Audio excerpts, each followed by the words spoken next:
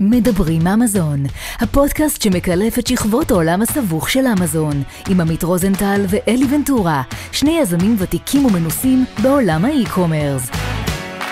בואו נצא לדרך. ברוכים הבאים לפרק מספר 72 של הפודקאסט מדברים אמזון. אני אלי ונטורה, עמית רוזנטל כאן איתי. מזכיר לכם שאפשר לשמוע אותנו גם בספוטיפיי, גם בגוגל פודקאסט, באפל פודקאסט, ולראות אותנו בערוץ שלנו ביוטיוב. ואנחנו נפגשים פה, עמית, היום אחרי פגרה לא קטנה, חגים, כן. שבתות, חופשים, כנסים, בלגנים. ימי עצמאות, ימי זיכרון. ויאללה, חוזרים לכושר, יש לנו כבר רצף הקלטות קדימה. לגמרי. אני מקווה שנעמוד בזה. על היום יש לנו... והכל בזכותך, הפעם הכל בזכותך, אלי, יאמר לזכותך. חלקית, אנשים שומעים את השם שלך ואומרים, אני רוצה להתארח אצל עמית. ככה זה עובד. חמוד אתה. טוב, אז אתה בסדר? רק ככה בכללי? שאלה כללית ומהירה. חגגתי 40 לפני שבוע, שיער הלבן כבר צמח. נכון, בוא'נה, מזל פה, קבל עם ועדה, אנחנו מאחלים לך מזל טוב, אנחנו אוהבים אותך ואנחנו שמחים שאנחנו מכירים.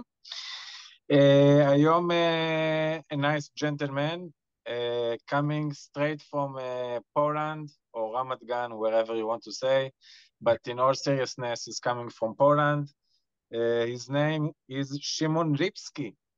So that's and he's not Israeli. Yeah, he's not Israeli. He's a real Polish person, born in Poland. So Shimon is Amazon seller from 2020. He's low seven-figure seller. He has one wife, one dog, no kids. And Shimon, we are pleased to host you in our podcast. So thank you and welcome. Thanks guys for having me. Yeah, thanks for great intro. I was trying to just understand at least one word from it. Yeah, I need to improve my my Hebrew definitely. Yeah, thanks. It's a pleasure to be here. Excited for the podcast and hope it will be valuable for your audience. Thank you. I did a quick introduction with Shimon before the podcast, and he has so much to share with us, and it's super interesting. So first, again, thank you for your time, and thank you for taking the time to record with us. And I want to take you a journey back on time, about half a year before you entered the Amazon world. What are you doing these days? What motivates you to enter Amazon? Yeah, so at that time it was like late 2019, begin of 2020, just before the COVID pandemic hit. I was working as a salesman in IT B2B industry. I was selling in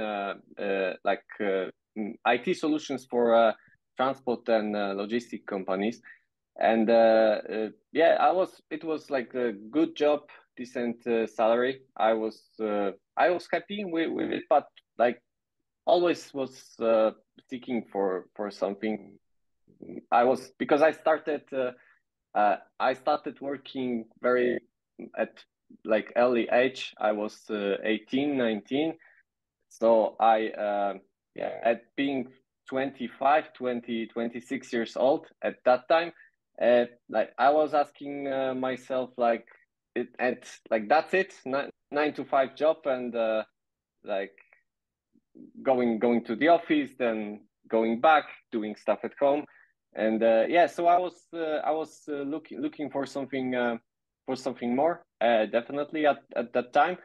And I found a video on YouTube about Amazon, and it was from one Polish Amazon YouTuber. And I watched one video, second, third, and I just got engaged with this Amazon FBA thing so much. I told my wife. Was it during the COVID? It was just before COVID.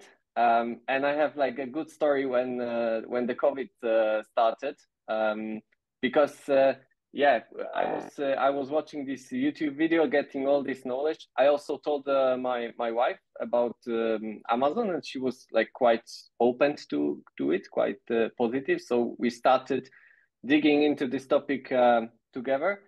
And then when the COVID hit, I bought a course, a Polish Amazon course for like $1,000. And it was like, I remember it was like the mix of emotions for me, because there was a fear caused by COVID. But another thing was that I've already spent the $1,000, which was a lot of money for me at that time as an investment in education. And yeah, like I knew when I bought this course that there's no way back. We need to go further. Yeah, so that was it. Yeah, go on. Shimon, I have a question, and Eddie, I have a remark for you. So, I was in conference this weekend. You don't believe, like, or you're going to be surprised how much a big of a deal it is, Amazon, like in Shimon, let's say, area, like Poland, Bulgaria, Romania. So this kind of area, which I didn't know there is so many sellers. So e-commerce and Amazon is huge over there. So that was a huge surprise for me. So Shimon, my question to you is, what is like the scale of like Amazon in general? I'm not talking about like being a buyer. Like, what is the scale of like how many sellers there is in Poland? Did you have like people to discuss with or to brainstorming with once you started your Amazon business? Yeah, well, once I started, I was part of the, like, I think the biggest wave of new Amazon sellers from Poland ever happened. It was like a couple thousand of people started selling almost at the same time, because a lot of people bought that course, which I also bought for that money. So yeah, at that time there was a lot of people that I could talk with, that I could consult it. And then as I launched my second product, as I scaled my business, honestly, there were less and less the people that I could talk with at the same level. But just to give you some numbers, there are some Facebook groups only in Poland, like only for Polish, only like in Polish language, which have like 10-15,000 of people in the group. And yeah, it's tough to say how many of these people are active sellers, but I think, yeah, definitely thousands of people from Poland are active sellers on Amazon. And most of them started in Europe to sell, or the first place was United States? Like the first direction for Polish sellers, I think it's Germany, because of I think it's more psychological rather than any logic behind it, because for example, there is a German language, and I think more people in Poland know English than German, but Germany is very close. It's just just next border. So yeah, a lot of people started in Germany. Also, a lot of people were starting in UK, because it's English, and again, UK is like it's in Europe, right? Demographically, it's closer, so it makes sense. Interesting, by the way. No, very interesting stuff. This. Yeah, and that was that when I was starting, like about three years ago, and with that Polish Amazon sellers wave, it was like 100% was almost 100% private label. A lot of Me Too products at that time, because everybody was searching products in Helium 10 black box. Everybody was entering same criteria, so less than 100 reviews. Like 10 sellers are doing some decent revenue.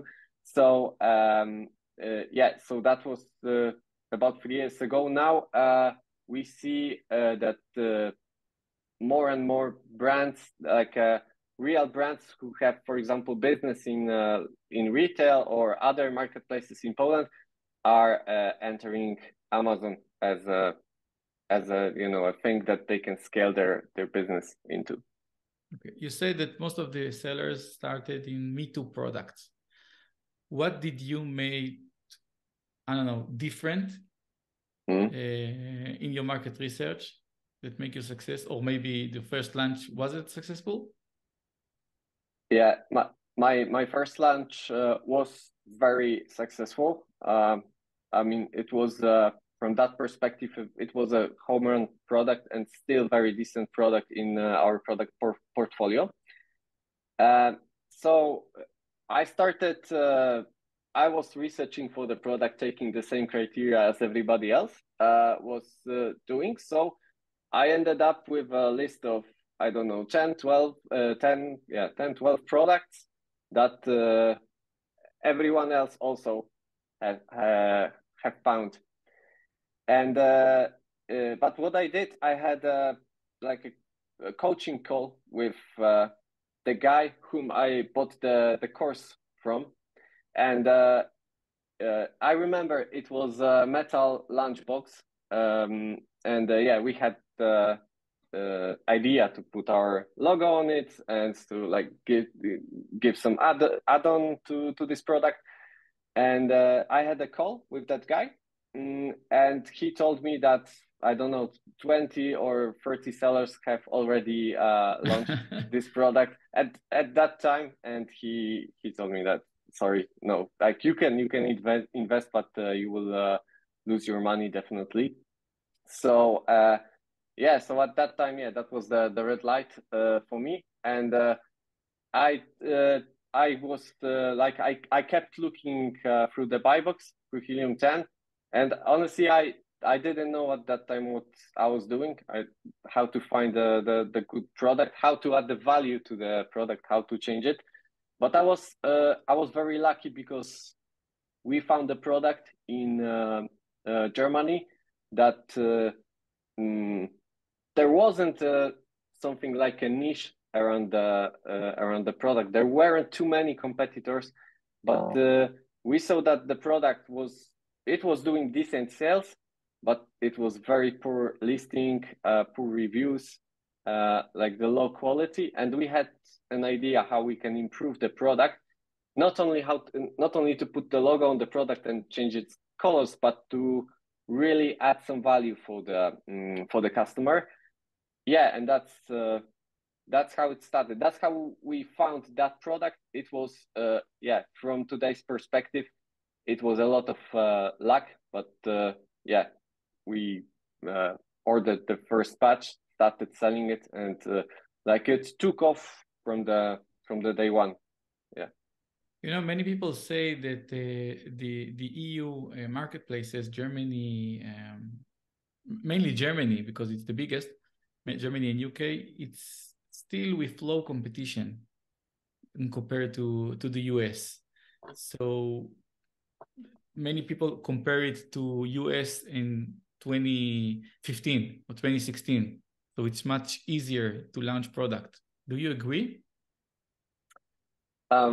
It's hard to judge for me because I was not selling in 2015 or 2016, but that my experience is that I started in Europe, right? So you can imagine that this was like the base level for me, like the Germany, and I was feeling like there is some competition, but about a year ago I launched in US, and now from my perspective, I can say that there's definitely much more competition in US. It's probably niche dependent, but in general, it's in every niche, and it's also everything is happening much faster in US than in Germany. I mean, the bids PPC bids are changing faster. Like the new competition, the sales review velocity, yeah, you need to keep much more attention. But on the other hand, the demand in US is, I don't know, 10x bigger than in Germany. Shimon, maybe you can add some point to that and try to describe what was like the, I don't know, or how did you had to edit or whatever, like your products, your listings, your copy, from like selling in Germany to selling in the US. So what kind of changes did you had to do with the products itself and on the listing itself in order to do the transition between like selling in Germany to selling in the US? Yeah, so it's not necessarily that it wasn't the case for me, because my products they're like European specific. The products that they are designed for a European market, and they, for some reasons, they won't work in US. So I am selling different product in US than I am selling in Europe. Okay, but Right. in terms of translations and languages, because before I started selling in US, I was scaling to other marketplaces, to other countries in Europe. Okay, so I started in Germany, then I scaled to Spain, France, Italy, Netherlands, Sweden, etc. And yeah, that was fun with translating from German to other languages, because I don't know, I don't know any of these languages. I know English, as you can hear me, but I don't know German too much. I don't know French, Spanish. So yeah, we used the translating company. So native speakers were translating, and then I remember my wife was checking these translations using Google Translator, and it turned out that these native speakers, they added some their thoughts, their marketing wisdoms to our translations, and yeah, like these product descriptions, they were quite different than what we gave them. So yeah, we didn't know the language, but we had to control it. And yeah, just finishing my answer, finishing my thought. Starting in US, building a listing in US was much easier for me in terms of language, because I could create product description, bullet points, etc., text to graphics by myself, right? Cool. When was the place or the trigger that told you, okay, this is a business that I can make good money, and let's scale up? Yeah, so I had a few moments where like I saw that it's getting bigger, and that I have to step up and and like do something more seriously. But I don't think I had like one moment where I told myself, okay, it's a business. No, I was thinking from the beginning, right? This is the business. I'm going all in. Of course, at that time, for example, when I was starting, when I made my first sales it was late 2020. I still had my 9-to-5 job, but after hours, I was working on the business. And when the first product, when it went well, I was already thinking about scaling to Spain, France, Italy, because it seemed to be relatively easy at that time. But I haven't had ideas for further products, and like within next couple of months, it was 2021. I was really thinking which products I should launch, and I started to think about the brand, to build the brand around that first product, and to launch other products that will support the first one, and like create some cross-sell opportunities, etc. And then it was also like middle of 2021. I decided to apply for a trademark, to do brand registry, to also to make a design patent for all our products, because at that time nice. I was preparing to launch the second and third product. So so that's how it was. And another thing that I did, which also like led me to thinking that it's more like more serious business than it was before, was in 2022 when I changed my legal entity in Poland. And it's like our local specific thing. I don't know if it relates to Israel or any other countries, but I started as a sole proprietor business in Poland. And then I switched to something like a limited liability company. It was 2022, and by the way, I made a big mess on Amazon at that time with changing my legal entity, and it ended up with our account deactivation, and so that was a nightmare. Sounds similar. And when did you quit your job? I quit like completely exactly a year ago. So it was it was May 2022. And Shimon, there is give us like, if you can describe this moment that you resign your job. So maybe give us like one moment, like one great successful moment. So when you said to yourself, wow, like what I'm doing here is like a legit business, and give us like a very poor or bad moment that you have in this journey that you remember that like, you know, stood out from all of the others. Yeah, so the best moment that, I don't know if it's the best, but definitely the one that I remember and won't forget probably, was the first or second day of sales when we just started, when we just launched our first product. And like I saw there was in day one 3 or 4 units sold. Day two like the same, or maybe 6 units. That was really amazing, because I don't have many entrepreneurs in my family, so I am not like a native entrepreneur. Never sold anything online before, never had a business that was working before. So that was I think the best thing, the best dopamine shot that I experienced. On the other hand, and going back to the exactly a year ago when I quit my job completely. And it was the moment when I was just after the account deactivation, because it happened in April 2022. So I quit my job.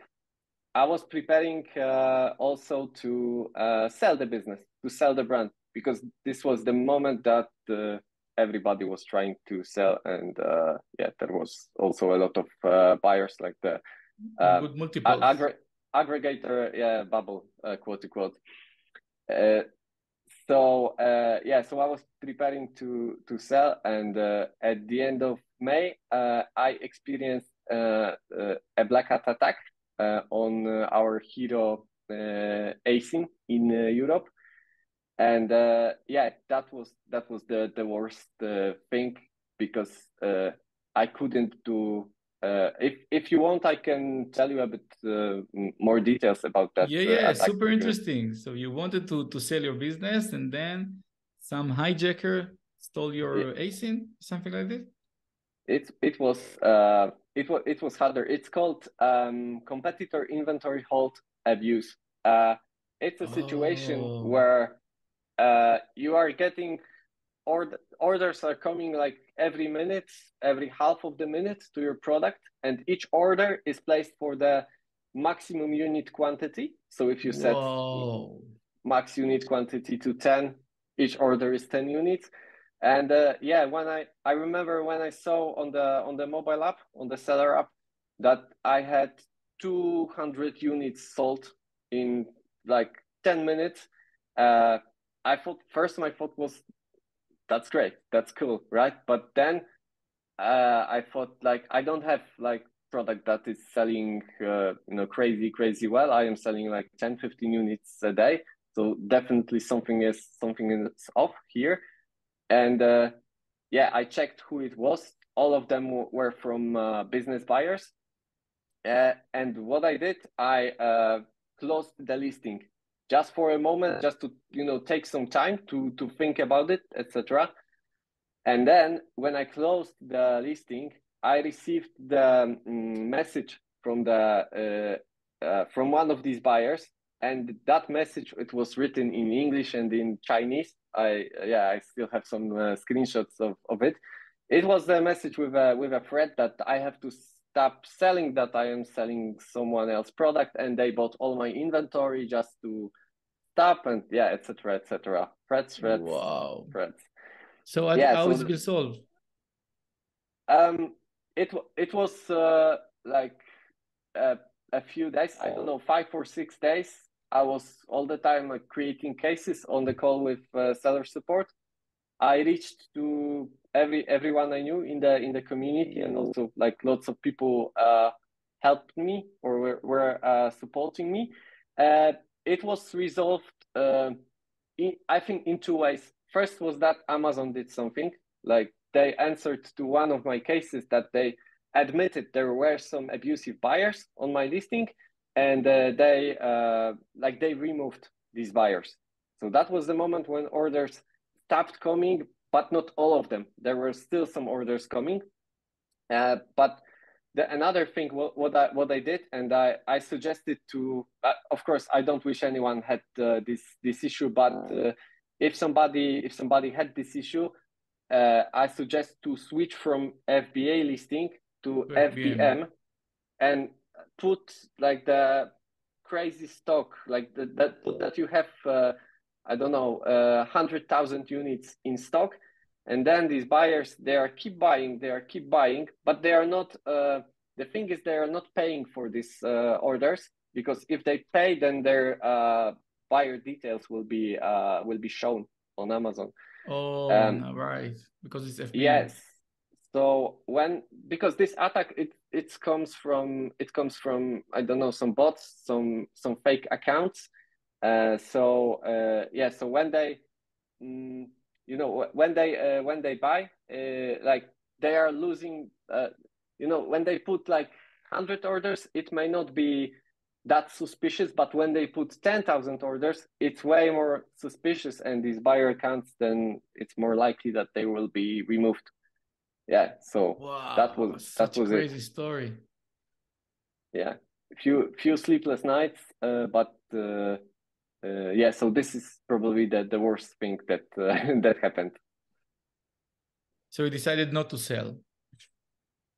No, I still decided to sell at that time, because like I resolved that issue, and even from going month further from the perspective, it wasn't that much. It was like a few days of problems. Okay, so I wanted to sell, but when we listed the business for sale, that was the moment that like the economy crisis started, inflation, rates went up, etc. And that was the moment where sales, transactions between buyers and sellers in terms of selling Amazon brand just stopped.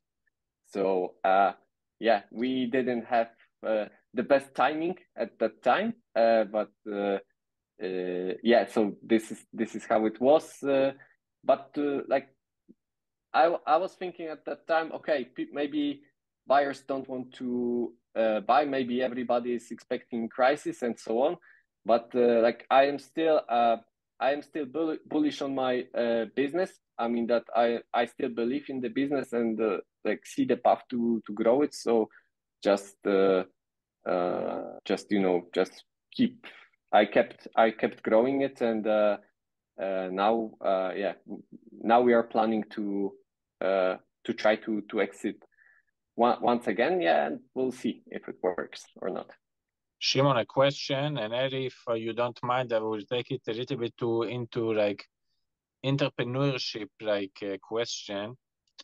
Like Shimon, how, like when you had like fails, or I don't know, like crisis, so to speak, how did you manage, like, or how do you manage, like, from an entrepreneur point of view, like those crises? Like, what is your mindset to solve the problem, and how do you like process it in your mind? There's no one answer for this, but I am like I am always asking myself if there is the problem, no matter if it's like a significant or not. But I am trying to ask myself whether I can do something right about it, because there are some problems that, for example, your competition will lower the price. This is the problem. This is like the risk, something that can significantly impact your business. But and sometimes you can do sometimes you can do something about it, but there are situations that you're not. So yeah, if I can't do anything about it, I am just trying to to move on, to do other stuff. But if I can do something, if I have an impact, I am trying to do something, right? It's easier said than done, because it's never that easy. There are a lot of thoughts, but I've learned that I can have a few weaker hours during the day. I can have few weaker days, and like that's normal. That's the part of life. That's how it is, and it's how it will be also in the future. I also learned that for example, that experience from last year, when I had that black hat attack, that these experiences are like you're building a mental muscle, and whatever comes next, you are more quiet and more patient about these external things that are coming to you, right? Right. Agree. So Shimon,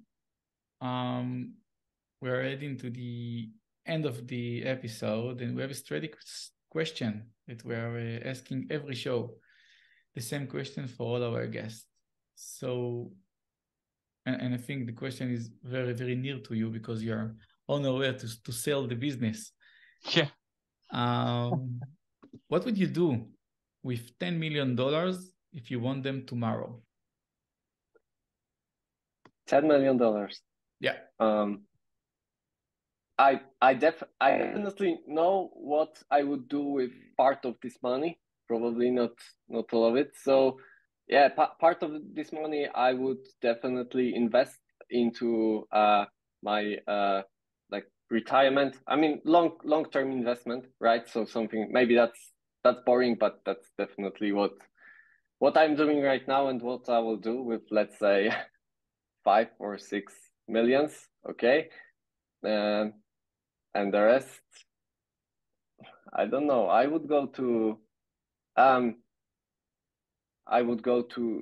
for a nice trip. I would definitely go to watch some tennis around the world, because I am like a huge tennis fan, and I'm playing also by myself. And that's it. I am not, kind of like too much materialistic guy. So Ibiza I time. think that will Ibiza time is calling you. Ibiza? Yeah, no, just a joke. Never mind. Let's go to party. Yeah, for sure. Yeah. What's your plan for 2023? So my plan is to, we will see. We'll try to sell the business, but if not, then I'll be happy to grow it. Maybe we could sell the business, but I could also stay as a business operator. This is also like something that that I am thinking of. Half year ago, we started an e-com agency, me and my friend in Poland, and we are focused on helping Polish sellers to grow their businesses. Nice. On Amazon, but not only, also on eBay, Etsy, Kaufland. So I started our YouTube channel for the agency, and I am sharing there some knowledge in Polish language. So for Polish sellers. And what's the name of the YouTube channel, so everybody will know if they want to? If we have Polish listeners. Yeah. The name is Market Race, almost like marketplace, but the race at the end, right? Right. Yeah. Shimon Lippski, the most Israeli Polish name in the world. Guy in the world. I want to thank you for your time. It was super interesting journey. I'm wishing you good luck in your way to sell and to scale the business, and I hope it will be finished with good multiple, and if not, just keep scaling it. And thank you very much for your time. Thank you. Thank you, guys. Bye-bye. It was a pleasure. Talk to you. Bye-bye. Take care. Bye-bye. Bye.